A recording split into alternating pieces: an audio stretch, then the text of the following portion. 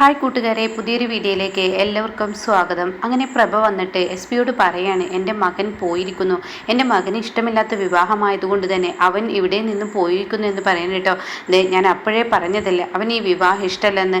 ഇഷ്ടമില്ലാത്ത ഒരു കറുത്തലടുക്കിയെ കല്യാണം കഴിച്ചാൽ ഇങ്ങനെയൊക്കെ ഇരിക്കും, ഇത് കരിങ്കിലടുക്കിയാണ് എന്നൊക്കെ പറഞ്ഞ് ഹിന്ദിയിലുള്ള ആ ഒരു സംസാരം തുടരുകയാണ് കേട്ടോ. അപ്പോൾ ഈ സമയം ഉടൻ തന്നെ എന്താ ഈ പറയുന്നത് എന്നിങ്ങനെ ശില്പയുടെ അമ്മ ചോദിക്കുകയാണ്. അപ്പോൾ ഇത് കേട്ട ഉടനെ തന്നെ ഒന്നുമില്ല എന്നിങ്ങനെ പറയുന്നുണ്ട്. അപ്പോഴേക്കും അതെ, നിങ്ങളുടെ മകളെ എൻ്റെ മകന് ഇഷ്ടമില്ലാത്തത് കൊണ്ടാണ് അവൻ ഇവിടെ നിന്ന് ഓടിയതെന്ന് പറയാൻ കേട്ടോ. ഇതേ സമയം സത്യ ഇനി എന്താ എൻ്റെ മകളെ ചെയ്യുക എന്നിങ്ങനെ ശില്പയുടെ അമ്മ ചോദിച്ച ഉടനെ തന്നെ എവിടോട്ട് പോയി എന്ന് അന്വേഷിച്ച് നോക്കും എന്ന് പറയാൻ കേട്ടോ. അപ്പോഴേക്കും മിഥുൻ്റെ അച്ഛൻ പറയാണ്, സദാശിവൻ പറയാണ്, അവനെ ഇനി തിരിട്ട് നോക്കിയാൽ പോലും കാണത്തില്ല എന്ന് പറയാൻ കേട്ടോ. അപ്പോഴാണ് പൂജാരി അങ്ങോട്ടേക്ക് വരുന്നത്. അതെ, മുഹൂർത്തത്തിന് സമയമായി, ഇനി എന്താ നേരം വൈകിക്കുന്നത്. അപ്പോഴേക്കും പ്രഭ പറയാണ്, അതെ മുഹൂർത്തത്തിന് സമയമായി എന്നൊന്നും പറയണ്ട, കല്യാണ ചെറുക്കൻ ഒളിച്ചോടി, ഇനി കല്യാണം നടക്കത്തില്ല എന്ന് പറയാൻ കേട്ടോ. ഇത് കേട്ട ഉടനെ തന്നെ ശില്പയുടെ അച്ഛൻ ചോദിക്കുകയാണ്, ഇതെന്താ ഇവിടെ എന്താ നടക്കുന്നത്, എനിക്കൊന്നും മനസ്സിലായില്ലേ, പറഞ്ഞില്ലേ നിങ്ങളുടെ മകള് എൻ്റെ മകൻ്റെ ജീവിതത്തിലോട്ട് കയറുമ്പോൾ തന്നെ എൻ്റെ മകനെ ഒളിച്ചോടിയിരിക്കുന്നു, അത്രയും ഇഷ്ടമില്ലാത്ത ഒരു പെൺകുട്ടിയാണ് അവൻ കല്യാണം കഴിക്കുന്നത്, ഇവളുടെ ദോഷം കൊണ്ടാണ് ഇതൊക്കെ സംഭവിക്കുന്നതെന്ന് പറയുമ്പോൾ ഉടൻ തന്നെ അവിടെ പൊട്ടിക്കരയുകയാണ് കേട്ടോ ഈ പറയുന്ന കീർത്തി. അങ്ങനെ കീർത്തി പറയണേ, എൻ്റെ ജീവിതത്തിൽ ഒരു വരനുണ്ടെങ്കിൽ അത് അവൻ തന്നെ, ഞാൻ ഇനി മരിക്കാൻ പോവുകയാണ്, വേറൊന്നും ഞാൻ നോക്കുന്നില്ല എന്ന് പറഞ്ഞിട്ട് കീർത്തി മരിക്കാൻ ഒരുങ്ങുമ്പോൾ ശില്പ പറയണേ, ഒതുങ്ങുമോളെ, നീ ഇങ്ങനെ സമാധാനമില്ലാതെ ഓടല്ലേ, ഒതുങ്ങി നിൽക്കുക എന്ന് പറയാൻ കേട്ടോ. ഇതേ സമയം ഇതൊന്നും എന്താണെന്ന് മനസ്സിലാവാതെ ആകെ നിൽക്കുകയാണ് കേട്ടോ ശില്പയുടെ അമ്മ. എന്താ ഇവിടെ സംഭവിക്കുന്നതെന്ന് മനസ്സിലാവുന്നില്ല. പിന്നീടാണെങ്കിലോ പെട്ടെന്ന് കാണാം അർജുൻ കയറി വരുന്നു. അർജുൻ കാണാൻ ഞങ്ങളിവിടെ ഉണ്ടേ, നിങ്ങളാരും ടെൻഷനാവണ്ടേ എന്ന് പറഞ്ഞ് മിഥുൻ്റെ കൈ പിടിച്ച് വരുന്നത് കേട്ടോ. അങ്ങനെ എല്ലാവരും മിഥുനെ കാണുമ്പോൾ സമാധാനമാവുകയാണ്. അപ്പോഴേക്കും അതാ കല്യാണ ചെറുക്കൻ വരുന്നു എന്തെങ്ങനെ. അപ്പോഴേക്കും ഇവിടെ ശില്പയുടെ അച്ഛൻ പറയുകയാണ് കേട്ടോ.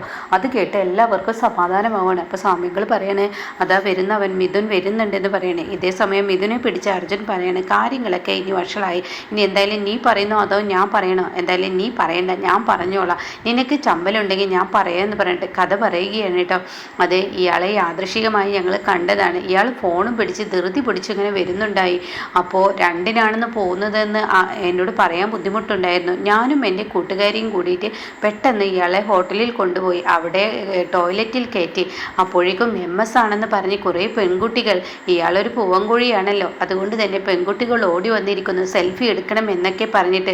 അപ്പോൾ ഉടൻ തന്നെ MS-നെ ഇങ്ങനെ കാണിക്കുന്നുണ്ട്, മിഥുനെ കാണിക്കുന്നുണ്ട്. മിഥുൻ ബാത്റൂമിൽ ഇരുന്ന്, അയ്യോ ഇയാൾ എന്താ ഈ ചെയ്യുന്നത്, എനിക്ക് ബാത്റൂമിൽ പോകാനില്ലല്ലോ, ഇയാൾ എന്താ ഈ കാണിച്ചിരിക്കുന്നത്. അപ്പോഴേക്കും ആ പെൺകുട്ടികൾ പറയാണ്, മിഥുൻ്റെ കൂടെ നിന്ന് ഞങ്ങൾക്ക് ഫോട്ടോ എടുക്കണം, MS-ൻ്റെ കൂടെ നിന്ന് ഫോട്ടോ എടുക്കണം, അതിനെന്താ നിങ്ങളുടെ ഫ്രണ്ടിനൊക്കെ വിളിച്ചോ ഫോട്ടോ എടുക്കുക എന്ന് പറയാൻ കേട്ടോ.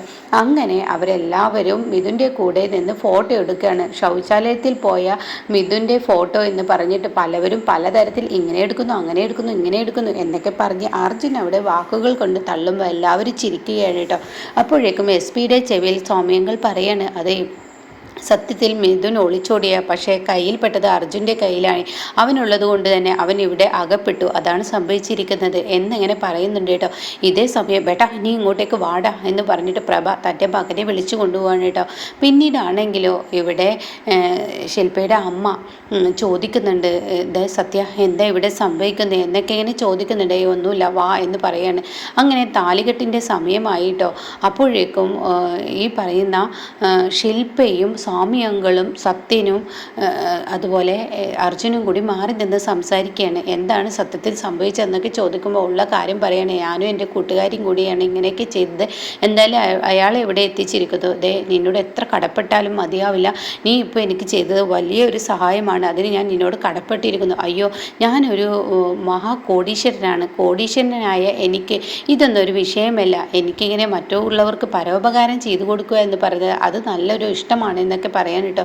ഓക്കെ, നീ ചെയ്തത് ഇപ്പോൾ നല്ല കാര്യമാണെന്ന് പറഞ്ഞിട്ട് സത്യനും സ്വാമിയങ്ങളും അവിടെ നിന്നും പോകുമ്പോൾ ഇവിടെ നിന്ന് ശില്പ അവിടെ നിൽക്കുന്നുണ്ട് കേട്ടോ. കുട്ടിക്കൊന്നും എന്നോട് പറയാനില്ലേ എന്ന് അർജുൻ ചോദിക്കുകയാണ്. ഞാനെന്ത് പറയാനാ നിങ്ങളോട്? അല്ല, ചെറുക്കനെ ഒളിച്ചോടിയ ചെറുക്കനെ കൊണ്ടുവന്നതല്ലേ, അതിനിപ്പോൾ ഞാനെന്താ പറയുന്നത്? അത് താങ്കൾ ചെയ്തതല്ലേ. അപ്പോഴേക്കും അല്ല, കുട്ടിയും ഞാനും ഒരേ ഡ്രസ്സാണല്ലോ ഇട്ടിക്കണ്. ആടാ, അപ്പോൾ താൻ മനഃപൂർവ്വം എന്നെ കളിയാക്കാൻ വേണ്ടി നീ ഓരോന്ന് ചെയ്തതാണല്ലേ, നീ ഒരു പൂവൻകുഴിയാണല്ലേ. അത് കേട്ടോടുന്ന അയ്യോ, ഞാൻ പൂവൻകുഴിയൊന്നുമല്ല, ഇഷ്ടം പോലെ ഗേൾ ഫ്രണ്ട് ഉണ്ട്, അങ്ങനെയുള്ളവരെ തന്നെയാണ് പൂവൻകോഴി എന്ന് വിളിക്കുന്നവടോ. താനൊരു പൂവൻകോഴിയാണ്. ഞാൻ ഇങ്ങോട്ടേക്ക് വരുമ്പോൾ ഞാൻ എടുത്തിരിക്കുന്ന സാരിയുടെ കളർ മനസ്സിലാക്കിയല്ലേ നീ ഡ്രസ്സ് ഇട്ടത്. അയ്യോ, ഞാൻ അങ്ങനെ ചിന്തിച്ചിട്ട് പോലുമില്ല. തൻ്റെ ഭാര്യ എവിടെയാടോ? അയ്യോ, ഞാൻ കല്യാണം കഴിച്ചിട്ടില്ല കുട്ടി. അയ്യോ, താൻ കല്യാണം കഴിക്കാൻ പോകുന്ന കുട്ടിയുടെ കാര്യം എനിക്ക് കഷ്ടത്തിലാവും. എന്നാൽ താൻ എന്നെ പിടിക്കാമെന്ന് കരുതിയിട്ടുണ്ടെങ്കിൽ അതൊരിക്കലും നടക്കത്തില്ല. ശില്പ അർജുനോട് പറയാണ്. അത് കേൾക്കുന്ന അർജുൻ പറയും, അയ്യേ, നിന്നെ പോലത്തെ ഒരു പെണ്ണിനെ കല്യാണം കഴിക്കണം എന്തോന്നായി പറയുന്നത്? ആരും കല്യാണം കഴിക്കില്ല. അല്ല, നമ്മൾ തമ്മിൽ നല്ല മാച്ചുണ്ടല്ലോ. അത് കേട്ടോടനെ അതന്നെ അല്ലോടോ താൻ പറഞ്ഞത്, താനൊരു പൂവൻകോഴി കളി കളിച്ചതല്ലേ. അയ്യോ, നീ ഇട്ട വേഷം എനിക്ക് വേണ്ടേ വേണ്ട എന്ന് പറഞ്ഞിട്ട് അർജുൻ അവിടെ നിന്ന് തന്നെ ഷർട്ട് ഊരാൻ ശ്രമിക്കുമ്പോൾ താൻ എന്താടി കാണിക്കുന്നത്? തൻ്റെ ശരീരം ഇവിടെ പ്രദർശിപ്പിക്കുകയാണ്. അയ്യോ, അത് വേണ്ടല്ലേ എന്ന് പറഞ്ഞ് താഴ്ത്തുകയാണ്. ഇതേ സമയം ശില്പ അവിടെ നിന്ന് പോകുമ്പോൾ അയ്യോ, എൻ്റെ വയറിൽ കിടന്ന് പൂവൻകോഴി പിടക്കുന്നത് പോലെ എനിക്ക് തോന്നുന്നു. ഈശ്വര, എൻ്റെ വധു ഇവിടെ ഉള്ളതുപോലെ എനിക്ക് തോന്നുന്നു. അതെന്താ അങ്ങനെ ഒരു തോന്നല്? ഓ, ഏമ്പൊക്കെ പെടുന്നു. അപ്പോൾ ഇന്ന് രാവിലെ ഒന്നും കഴിക്കാത്തത് കൊണ്ടുള്ള ഗ്യാസ് ആയിരുന്നു അല്ലേ എന്നും പറയുന്നു. പിന്നീട് താലികെട്ടിൻ്റെ ആ രംഗമാണ് കേട്ടോ. അപ്പോഴേക്കും അർജുൻ ഡ്രസ്സ് മാറി പഴയ വേഷത്തിൽ തന്നെ അങ്ങോട്ടേക്ക് വരികയാണ്. ശില്പയോടുള്ള ദേഷ്യത്തിൽ ആ ഒരേ സെയിം കളർ ഡ്രസ്സ് വേണ്ടെന്ന് പറഞ്ഞ് അർജുൻ അത് മാറ്റി വന്നിരിക്കുന്നു കേട്ടോ.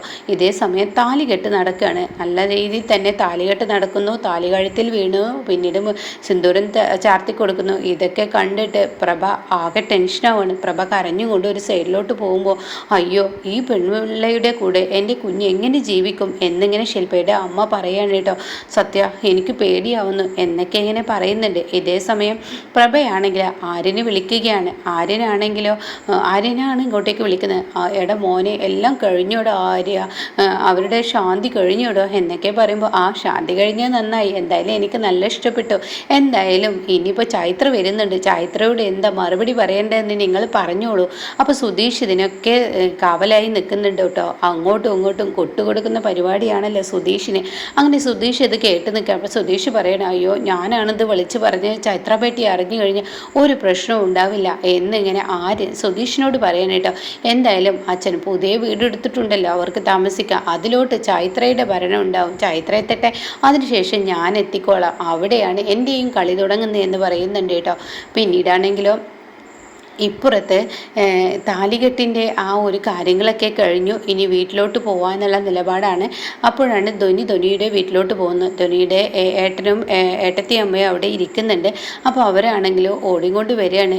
നീ എന്താടി ചെയ്യുന്നത്? അതൊന്നും പറയണ്ട, ഇന്ന് എല്ലാം കഴിഞ്ഞു. എന്താടി നീ എവിടോട്ടാണ് പോയത്? നിൻ്റെ കാമുകനെ കണ്ടോ? ഇല്ല, കണ്ടില്ല. ഇന്ന് കക്കൂസിൽ പോകുന്നൊരു പരിപാടിയായിരുന്നു, അർജുനെ കൊണ്ട് കിട്ടിയതാണ്. അവൻ ഓരോ ദിവസവും ഫേമസ് ആയി കൊണ്ടിരിക്കുന്നത്. ഏത് കുഞ്ഞിനെ കൊണ്ടാണ് കക്കൂസിൽ പോയത്? കുഞ്ഞല്ല, വലിയ ഒരാളെ കൊണ്ടാണ് കക്കൂസിൽ പോയത്. അപ്പോൾ അവരത് കേട്ട് ചിരിക്കുകയാണ് കേട്ടോ. അവൻ ഓരോ ദിവസവും ഫേമസ് ആയിക്കൊണ്ടിരിക്കുകയാണ്. എന്തായാലും അടിപൊളി പയ്യനാണ്, ജീവിക്കാനും അറിയാം, ജീവിപ്പിക്കാനും അറിയാം, അതുകൊണ്ട് പണം ഉണ്ടാക്കാനും ഒക്കെ അറിയാം. ഞാൻ പറയുമ്പോൾ നീ അവനെ വിവാഹം കഴിച്ചോ? എന്താ ഈ പറയുന്ന ഏട്ടാ, എൻ്റെ ജീവിതത്തിൽ ഒരു കോടീശ്വരനെ കല്യാണം കഴിക്കണം എന്നുള്ളതാണ്. ആ കോടീശ്വരനെ തന്നെ ഞാൻ കല്യാണം കഴിക്കും. ആര്യനെ. നീ ഒന്നവിടെ നിന്നേ, കുറേ നാളായി നീ കോടീശ്വരനെ പിറകെ പോകുന്നു. ഇന്ന് വരെ നീയും ആര്യനും തമ്മിൽ കണ്ടുമുട്ടിയിട്ട് പോലും ഇല്ല. പിന്നെ എങ്ങനെ നീ ആര്യനെ കല്യാണം കഴിക്കാൻ? അത് കേട്ട ഉടനെ ഏട്ടാ, എനിക്കൊരു അവസരം താ. ഇന്നിപ്പോൾ അവരെല്ലാവരും അവരുടെ വീട്ടിലോട്ട് പോകും. അപ്പോൾ അവർക്കൊരു ഗിഫ്റ്റുമായി ഞാൻ അങ്ങോട്ടേക്ക് പോകും. അങ്ങനെ ആര്യനെ ഞാൻ പരിചയപ്പെടും. മതി മോളെ, നിൻ്റെ ഈ കോപ്രായങ്ങൾ നിർത്ത്. നീ കല്യാണം കഴിക്കണമെന്നൊന്നും ഞാൻ നിന്നോട് ആവശ്യപ്പെടില്ല. പക്ഷേ നിനക്കൊരു ജോലിയെങ്കിലും വേണം. നമ്മുടെ അച്ഛനമ്മമാർ തലക്ക് മുകളിൽ ഇരിക്കുകയാണ്. അവർ പോലും നിൻ്റെ ഇപ്പോൾ ഈ കാട്ടിക്കൂട്ടൽ അവർക്ക് പോലും സങ്കടമാവും. അതുകൊണ്ട് ഒരു ജോലിയെങ്കിലും നീ മേടിക്കാൻ ശ്രമിക്കും മോളെ എന്നൊക്കെ ഇങ്ങനെ പറയുമ്പോൾ ഏട്ടാ, എൻ്റെ അവസാനത്തെ എന്നാൽ കൈവച്ച് സത്യം ചെയ്യടി. അപ്പോൾ ഏട്ടനും കൂടി കൈ കൊടുക്കുകയാണ് കേട്ടോ. എന്നിട്ട് പറയണേ, ഇനി ഈ ഒരു ചാൻസോട് കൂടി കാര്യങ്ങൾ കഴിയണം, ഇതോടുകൂടി ഞാൻ അവസാനിക്കും. ശരി, ഞാൻ അവസാനിപ്പിക്കാം. ആര്യനെ, ആ കല്യാണ പെണ്ണിനെ കാണാൻ വേണ്ടി ഞാനൊരു ഗിഫ്റ്റ് കൊടുക്കാൻ വേണ്ടി അങ്ങോട്ടേക്ക് പോകുമ്പോൾ ഇതോടുകൂടി കാര്യത്തിനൊരു തീരുമാനമാവും എന്ന് പറയാൻ കേട്ടോ.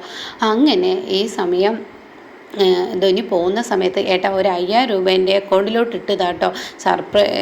സർപ്രൈസുമായി ഞാൻ അങ്ങോട്ടേക്ക് പോകുമ്പോൾ ഒരു ഗിഫ്റ്റൊക്കെ മേടിച്ച് പോകണ്ടേ, അതിനുള്ള പൈസയാണ്. അപ്പോഴേക്ക് ഏട്ടത്തിയമ്മ പറയണം, എന്തായാലും ഏട്ടനെ പിടിച്ച് സുധിയെ പിടിച്ച് സത്യം ചെയ്തതുകൊണ്ട് തന്നെ നീ അങ്ങ് കൊടുത്തോ എന്നും പറഞ്ഞ് അവർ ചിരിക്കുകയാണ് കേട്ടോ. പിന്നീടാണെങ്കിലോ ഇങ്ങനെ പുതിയ വീടാണ് കാണിക്കുന്നത്, എസ്പിയുടെ പുതിയ വീട്. ആ വീട്ടിൽ